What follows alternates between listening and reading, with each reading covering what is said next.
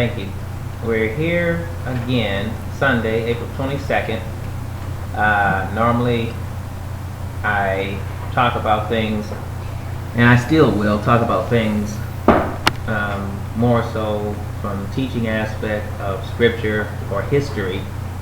Today I'm going to be a little more political in what I'm saying. This case of Zimmerman and Trayvon Martin, it's come to my attention. I was text something just recently, and it talked about Zimmerman receiving free legal counseling from Georgia Pacific, which is the company that produces the paper products like Brawny and Vanity Fair. Now, for those of you who have heard about this Trayvon Martin case, it's like the shot that's been heard around the world. You know, this thing that so many countries and people from other countries are actually appalled to hear that in this day, or in such a great country, that we are still dealing on such a poor, like, slave mentality, if you will. Would you say that, slave mentality? Oh, yes. We're still dealing with it. And this person who thinks that he needs to be in control is still using devices such as a Willie Lynch letter, which says put the black woman over the black man, and the light-skinned ones over the darker ones, and the younger ones against the older ones, and it'll take them over 1,000 years to come out of this curse. You can Google that Willie Lynch letter, and I would hope that anybody listening to this would do so for their own information, and you can take it from there. It's a very sad commentary on how to control a certain group of people in the United States. Which, like I said, if you really research the history of that certain group of people, you'll see why there's so much hatred against that people. You know, it's like these are the people that had them in control for so many years, and now we got you. We don't want you to awake out of your sleep, because this is basically what we're in, is a sleep at this present day. We have not yet come together as a people to decide whether or not we would like to make advances as a group. We have been divided, separated, and we have been told, okay, it's okay now, you can integrate along, you know, the other peoples of the land, and it's okay now. But you see, it isn't okay. We are still being treated the same way, whether it's cloak and dagger or whether it's out in the open. Okay? This spirit, this curse, is still very much alive in this land. So I'm urging everyone that hears this to boycott Georgia Pacific, the producers of certain paper products such as, like I said, Brawny and Vanity Fair. This is how companies understand that people don't like what you're doing, is when you touch their wallet, their God. Yes, no wonder the dollar bill says, "In God we trust." That's their God. And when you touch their God, oh, now, oh, we can change, we can do this, oh, we can, okay, let's not, you know.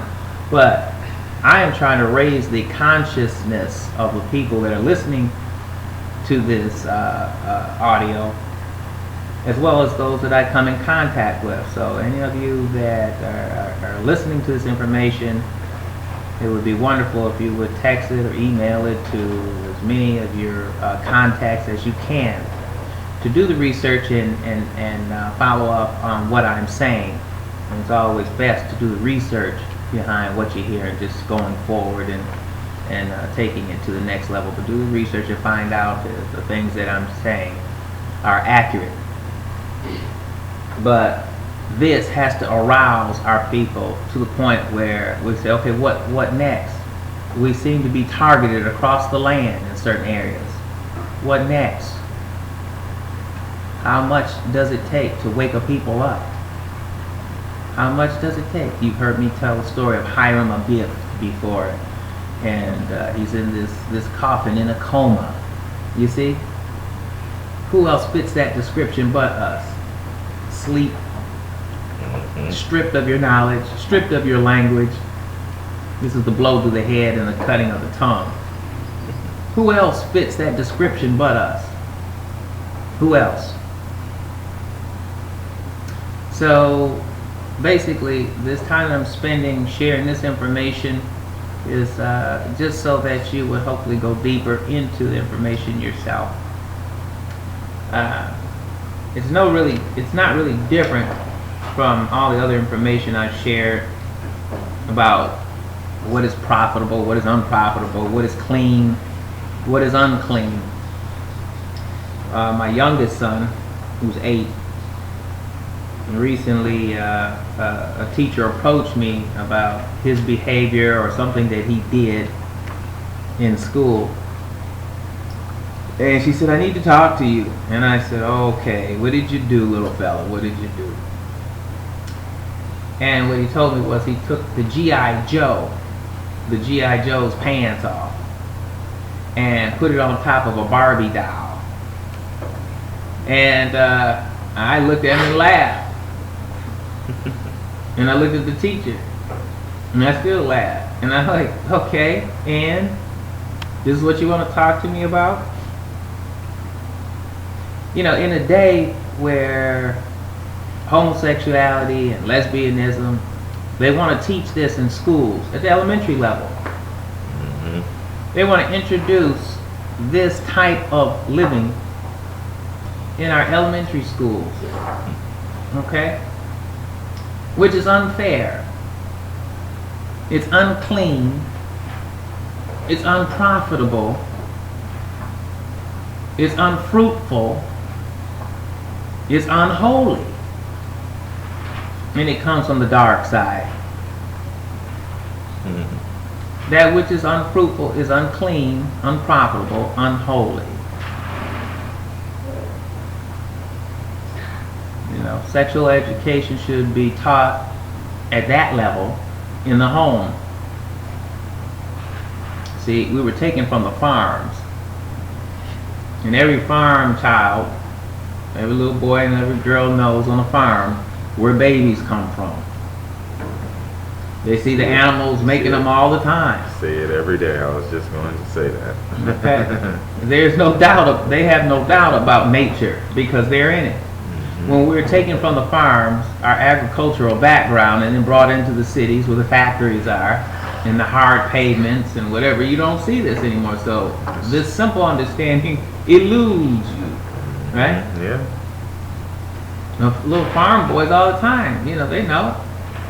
They know, but we're so immature in the city because we have been removed from what? Our culture. Our contact with the land. You see, this is why it was so important to remove a man from his land. Things get lost. You get out of touch.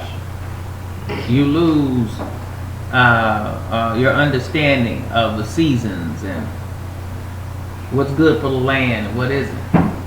You're brought to the world of the hard pavement and the machines and the noise And the glitter. and the glitter and the stress.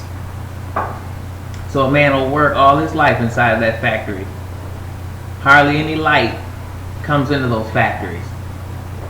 So it's basically you're like a slave.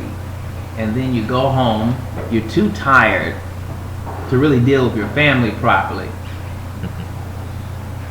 You're usually a little grouchy if someone disturbs you. You have just enough time really to go to sleep, wake up. To do it all over again. To do it all over again. And many men have done this for 30, 40 years. And then they go into what man has called, so-called retirement. Which that word really has no meaning. It has no meaning in my life. Retirement. What I find ironic is they give you a gold watch. Yeah, that's just to watch the few moments that you're going to have left when you do retire. Right. Because usually a lot of people don't last very long after they stop moving. After you stop that routine, you see, the thing is, we don't understand a whole lot of things about our human bodies, our spirituality. A man sets in his mind that he's going to retire in 5 years. When you tell yourself that, your subconscious tells your body really to shut down in that time. You see? It tells your body to shut down. Because what you're saying, words are things. Words have power. Words are things. And you tell your body, you program this body, you say, shut down in 5 years. You see? Yeah. So this word, when you say, I'm retiring, you better get that out of your vocabularies. Because what you don't understand is the power behind words. When you say, I am retiring, your body begins to work towards shutting down. I hope that helps someone, that little nugget right there.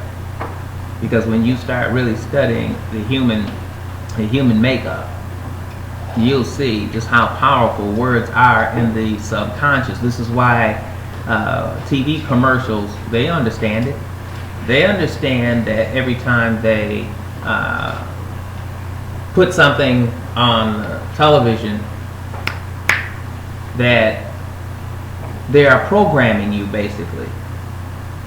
I'm attacking your subliminal conscious. You don't know it. But we are putting things in your head. We are putting things in your head that you are not consciously aware of, but it goes deep. So that you begin to act these things out. So that you begin to respond to the simple and subtle commands of the commercials that come across the television. They wouldn't do it if it didn't work. They wouldn't spend billions of dollars on commercials if it did not work. You must wake up and realize, why would they spend so much money on these commercials? Because they work.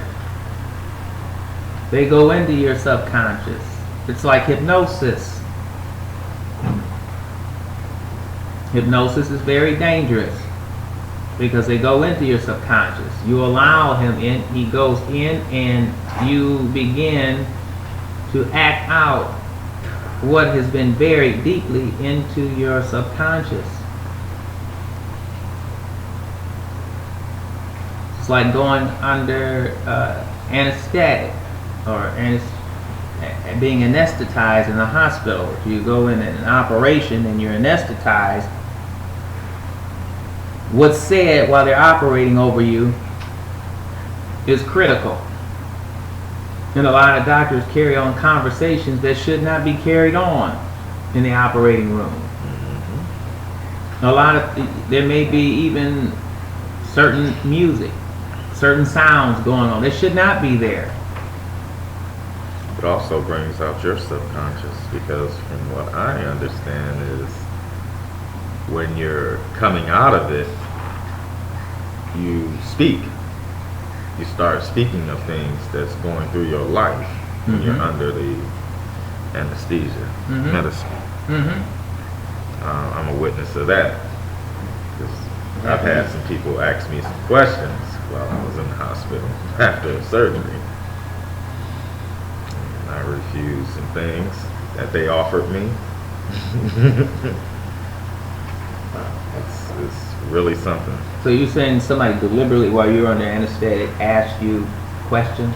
No, I was in my recovery room, and the assistant surgeon came in and offered me some services and asked me some questions as to some real personal things. Oh, really? Yeah, I can't really speak on it. So your approach in a physical manner? No, just some questions in regards of some of the things I may be going through at home. I see. I see.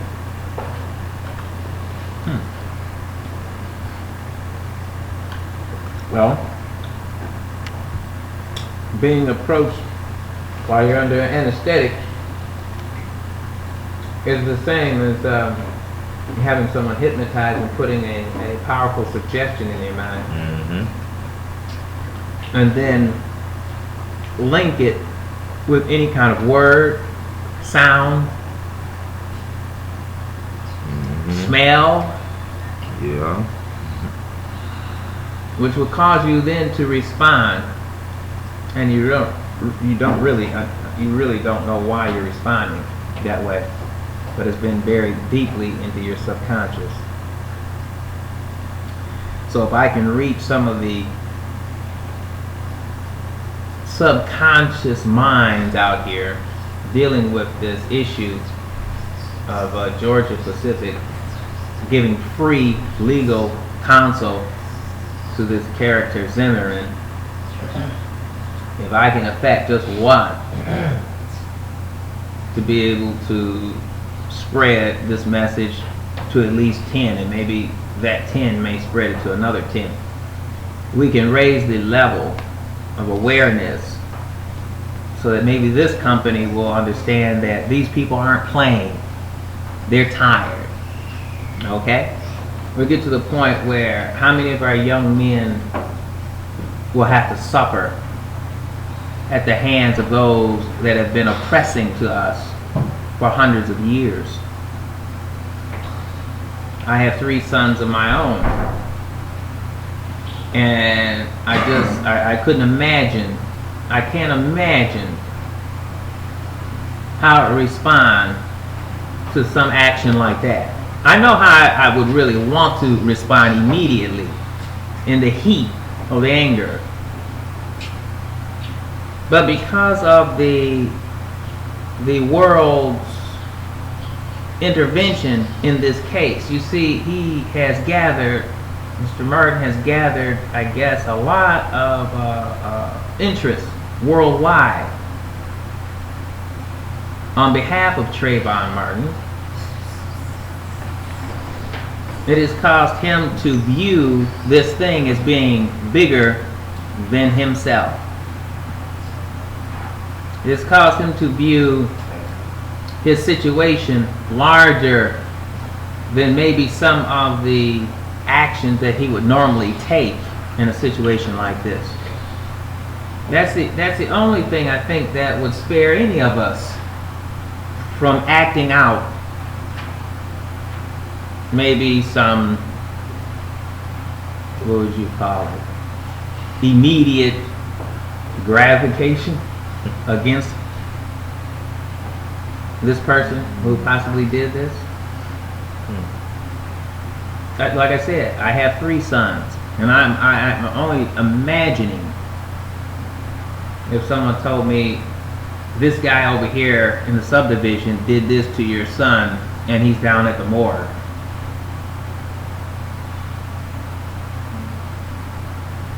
I don't think it would be any sense in me going to the morgue first. But what I'm saying is, if this intervention didn't happen, where this worldwide concern wasn't so high, you would want to take matters into your own hands. This is where riots start.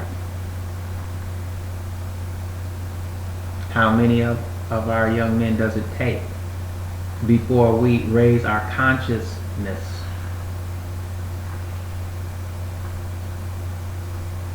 Before we start understanding that we need to start really coming together in finances and how we view our businesses and how we,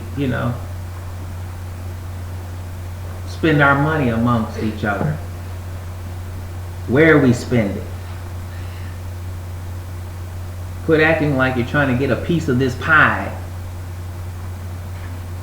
and circulate your dollars amongst your people.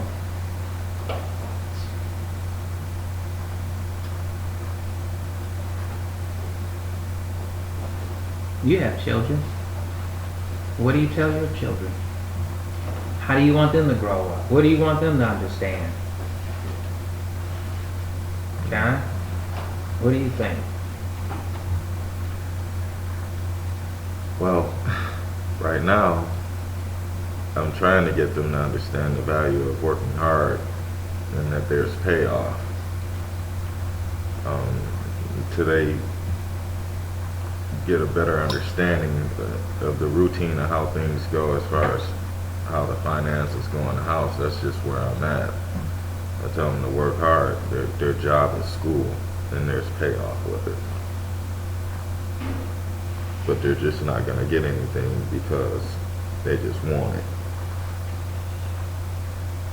You know, it's funny. I took a trip to Africa in 2010, and when I looked around, and I went to Kenya, and I went to Uganda too. When I looked around, I saw so many people who were self-employed. Wasn't funny. I saw so many people doing things for themselves, crafts and doing, you know what I mean, repairmen, and you know, they were making things. I saw them right on the road making furniture, and they set up shop up and down the streets. In other words, take Woodward in Detroit, for instance. Can you imagine if you saw people on both sides of the street on Woodward, from downtown all the way to 8 Mile Road, let's say, Yeah.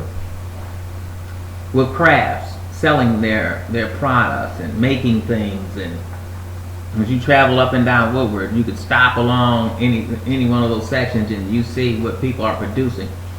This is how it was when I went to Kenya in certain parts. That's all I saw were people producing things, making things, preparing, whether it was from food to, you know, some kind of clothing to drink, whatever it was. These people were busy. I did not see one sign saying, feed me, help me, give me. I didn't see one sign, not one. And I went to Uganda, Kampala, Uganda, which is 8-hour drive from Nairobi. And I saw these people out here just as, you know, just as entrepreneurial as you want to get. You know, like I said, I didn't see one sign out there of anybody begging or asking me for anything. And then the only person that actually asked me for something was a little boy, saw me with a camera taking pictures, and he called me a Mzungu. I was really surprised at that. I guess if they see you're a little lighter than a lot of them are, you're considered to be a Mzungu. And what is a Mzungu? European. Okay. Yeah. But I'm just saying this to say to people that we have to get back to focusing on being entrepreneurs, producing something, making something, Well, I'm all for that. and selling it amongst our own people. I'm all for that. Because guess what? I see we're still under attack. You see what I'm saying? I see we're still under attack. I see we're still a target. I see we're still a target for being controlled. You know what I'm saying?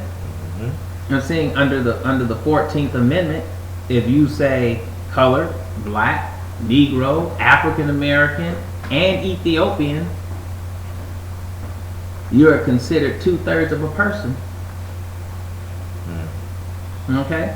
This is why we don't like. This is why I don't use those terms concerning our people. I don't like to use those terms concerning our people. If I run into somebody who's ignorant of these things, I wind up having to talk on their level.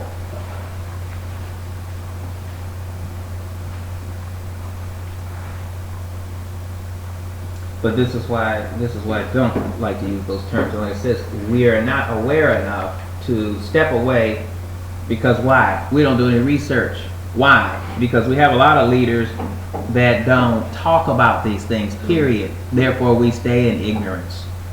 You see, you don't know you're ignorant until somebody turns on a light in your darkness and says, hey, It's dark in here. Hey, you need to go in that direction and check this out.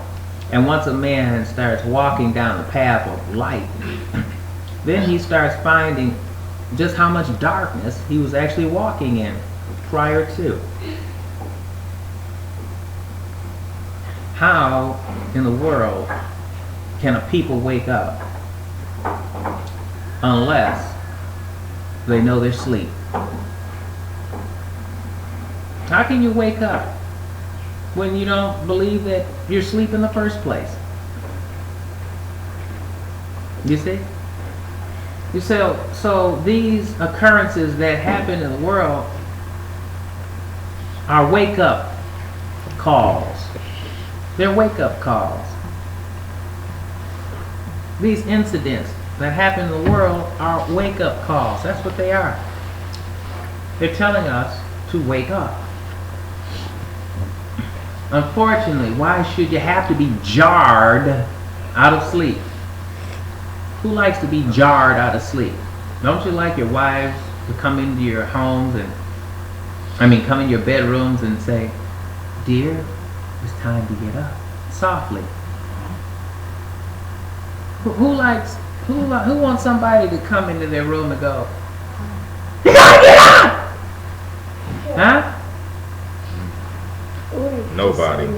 I don't think anybody does. I think everybody would like to be awakened softly, so that it's pleasant to your body. It's unpleasant to be jarred. You're shaking. You tighten up. You're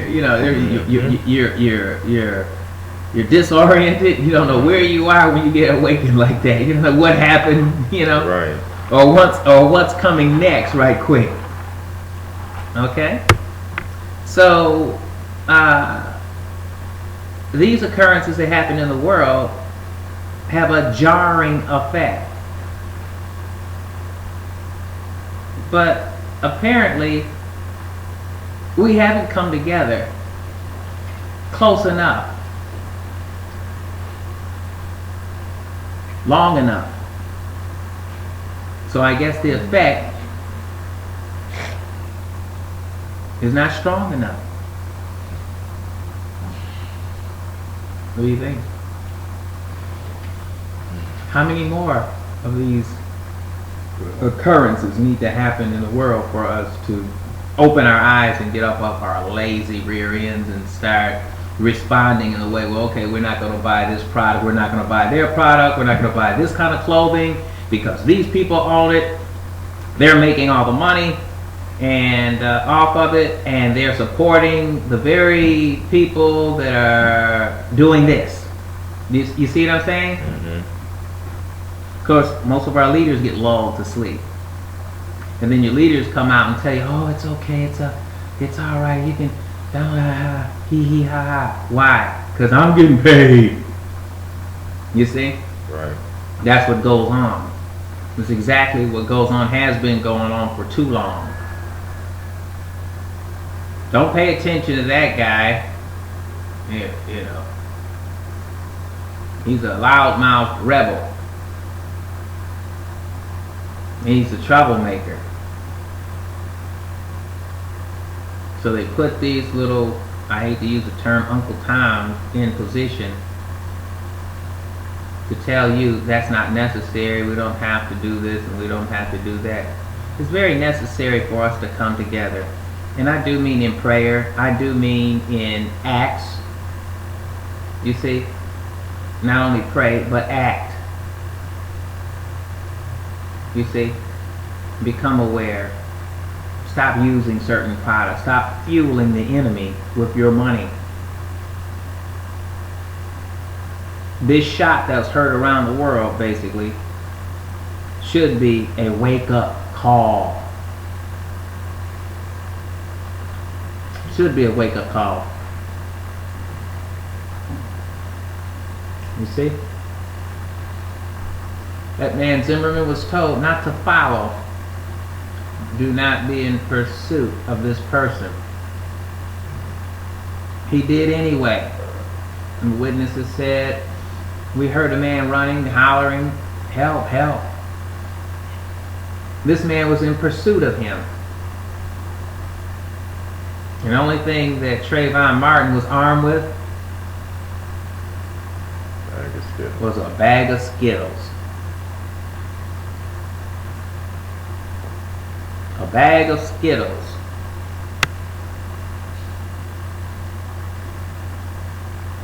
The sting of being slapped by a bag of Skittles, what, about 2 seconds? You know, you'd have to have a powerful pea shooter, wouldn't you? You know what I'm saying? So, this is a tragedy, you know. At the same time, a blessing. Isn't it odd? It's a tragedy, at the same time, a blessing. How is it a blessing? Because if it awakens a lot of our consciousness to a higher level of understanding of how important it is for us to come together as a people, then it is a blessing. I've never witnessed any progress without pain anyway. Isn't that a fact? When a woman births, when she brings forth, there's a lot of pain. But the blessing is you see that smiling face of that child in the world, and now you figure that, hey, all that I went through is worth it. Look at this beautiful child. But see, this is what parents go through when we lose a child. We remember the 9 months of caring. We remember the times when that child was sick and having, you know, nightmares and nursing them when they had the flu or the colds.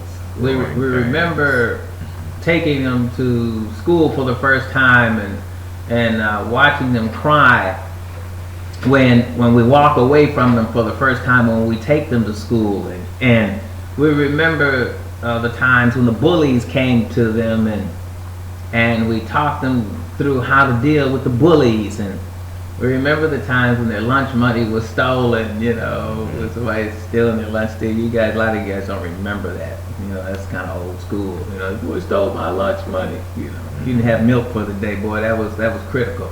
Yeah, it was. You know, we remember taking them to baseball practice, little league football practice for some of us. You know, some children didn't have that, you know, in their home. But the ones that did, can you imagine? You took them to all those different practices and all those different events, and you know, to mold them into something beautiful. And then some racist cop wannabe comes along and snuffs his life out. Isn't that something? I felt basically the same kind of pain when the students at Virginia Tech were gunned down too. When all those college students were killed at school by somebody who had snapped and just started spraying people with 9mm. Okay? Same kind of pain. I thought about the parents, the raising of a child, what it takes, the money spent.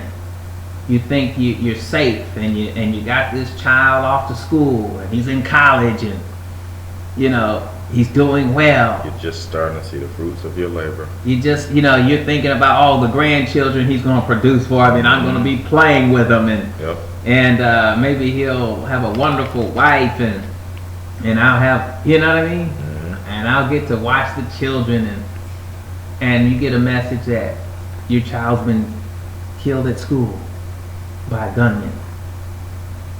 You see? Yeah. All your time and effort and tears and running around and getting this and getting that for him and making sure he has this and making sure he has this snuff. Making sure. Right. And you might have put up with an uncomfortable relationship with a wife or a husband during that time, just to make sure that your children grow up at least to 18 and they're off to school, and you put up with an uncomfortable relationship all to see that child get snuffed. It's like, I wouldn't have hung with this woman or this man if I could foresee that this was going to happen. I'd have been gone. You see what I'm saying? Yeah.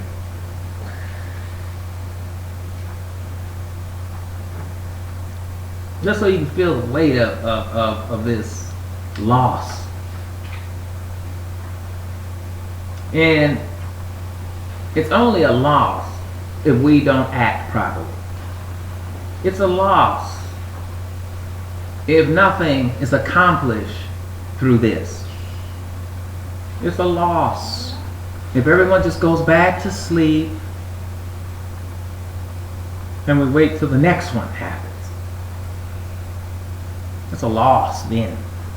But it's not a loss if we act, if we come together, if we raise our consciousness, if we quit acting like, oh, we have baseball, football, basketball, we have the movies, we have Hollywood, we got everything here, and what more do we need?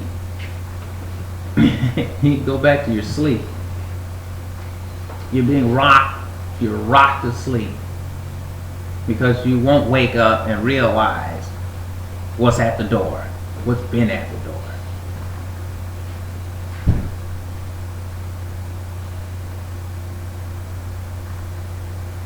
Go back to, like I said, when my son was playing with the G.I. Joe and the Barbie doll. Like I said, I told my son, you're on the right track, buddy.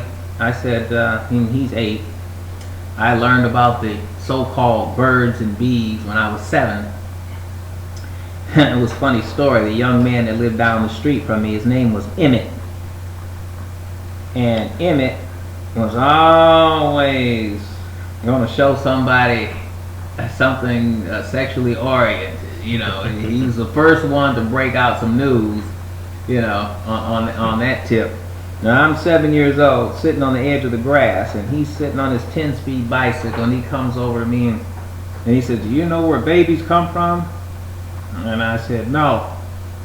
And he started telling me of the interaction between my mother and my father. I couldn't believe it. It sounded horrible. It sounded like something sound like my father was punishing my mother or something, you know. So I jump up, I run in the house, and my mom's washing dishes. I never will forget this. I was 7 years old, and Mom, typical mother, sounded like something right off of a Leave It to Beaver movie or something. She said, "Go ask your father," just like that.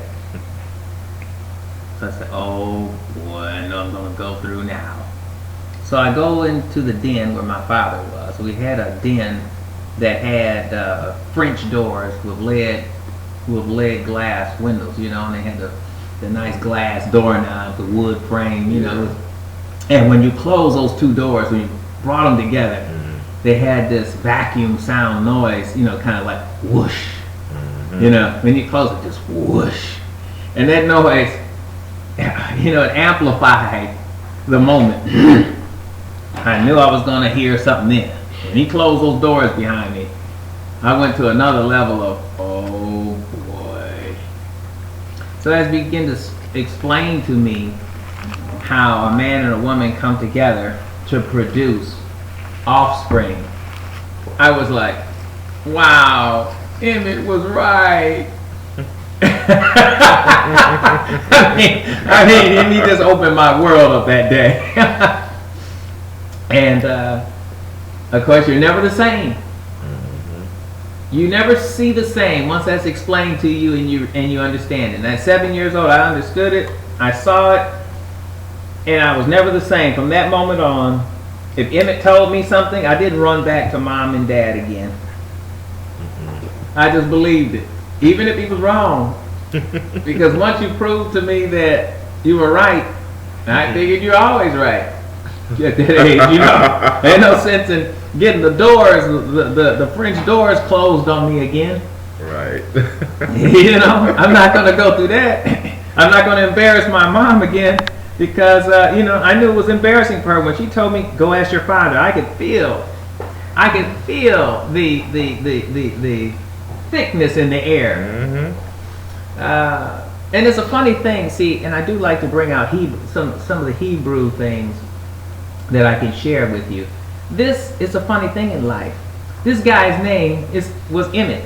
Okay? In Hebrew, Emet means truth. Isn't that deep? Yeah. That's deep, isn't it? It took until I started studying some Hebrew things that these things come back to you. And you start putting together your life. And you start seeing how God is leading you down this path of who you are and where you are to be.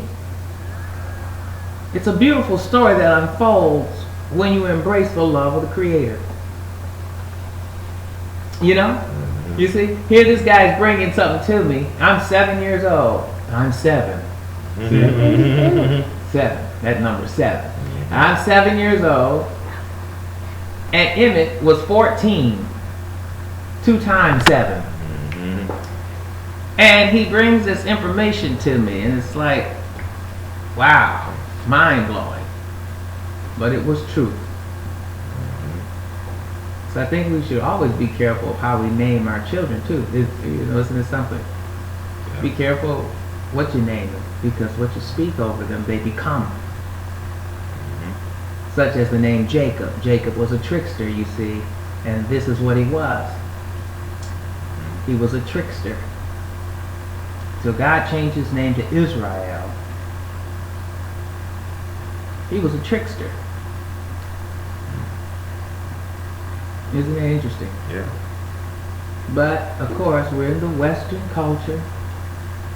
And these things have been stripped. This knowledge has been stripped. We've been hit on our head. And our knowledge is taken, so we're separated from things that would be a blessing in our daily walk. Because you have been separated from this knowledge. And you have been separated from your language, because the words of your language tie into the culture which tell you things. Hebrew, Arabic, those words actually have explanations within them that tell you things that make sense, that tie you to the land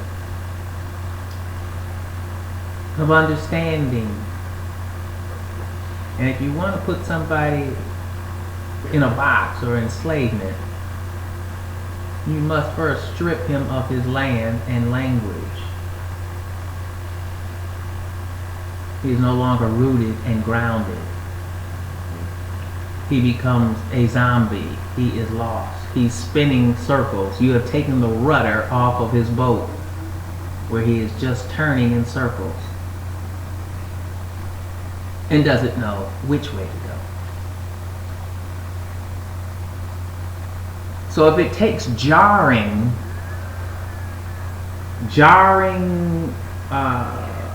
incidents within our group to wake us up, and we begin to wake up, then it is a blessing. But if we stay asleep and don't pay attention, then it is a curse. It is unprofitable, unfruitful, unholy, instead of profitable, fruitful, and holy. Thank you.